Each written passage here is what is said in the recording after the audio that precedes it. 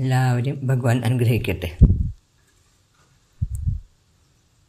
ഇവിടെ നമ്മൾ പറയാൻ പോകുന്നത് ശ്രീരാമൻ പൂജിച്ച ദേവി വിഗ്രഹത്തെക്കുറിച്ചാണ്.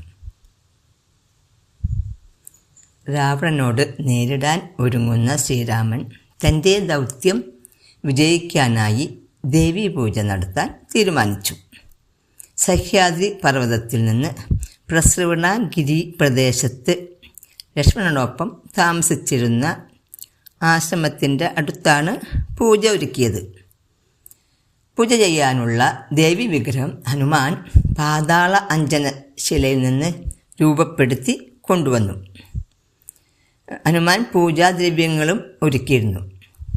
108 നീലത്താമരമുട്ടുകൾ അർപ്പിച്ചുകൊണ്ടാണ് പൂജ തുടങ്ങിയത്. അർപ്പിച്ചു വന്നപ്പോൾ ഒരു പൂവ് കുറവായി വന്നു.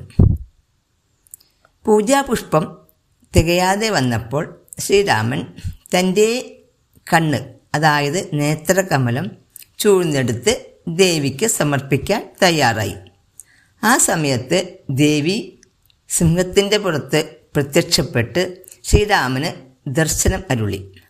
കാണാതായ പൂവ് ദേവിയുടെ കയ്യിൽ ഉണ്ടായിരുന്നെന്നും രാമനെ പരീക്ഷിക്കാൻ വേണ്ടി താൻ അത് കൈവശപ്പെടുത്തിയതായിരുന്നെന്നും പറഞ്ഞ് 108ാമത്തെ ആ പൂവ് ദേവി ശ്രീരാമന് നൽകി പൂജ പൂർത്തിയാക്കുകയും ചെയ്തു.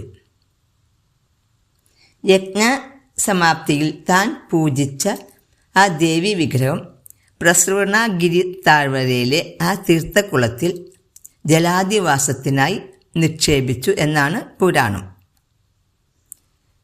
തിരുവലയന്നൂർ ഭട്ടതിരിപ്പാടിന് അദ്ദേഹത്തിൻ്റെ തപശക്തിയാൽ പ്രസൃവണ താഴ്വരയിൽ ആ തീർത്ഥക്കുളത്തിൽ ശ്രീരാമൻ പൂജിച്ച ദേവി വിഗ്രഹം ത്രേതായുഗം തൊട്ട് ദ്വാപരയുഗം മുഴുവനും ജലാധിവാസമേറ്റ് കിടക്കുന്നുണ്ടെന്ന് സ്വപ്നദർശനമുണ്ടായി. ആ വിഗ്രഹമാണ് ചൈതന്യം വർഷിച്ച് ഉരകത്തമ്മയായി കുടികൊള്ളുന്നത് എന്നാണ് ഐതിഹ്യം. അടുത്ത ഒരു വീഡിയോയിൽ വീണ്ടും കാണാം.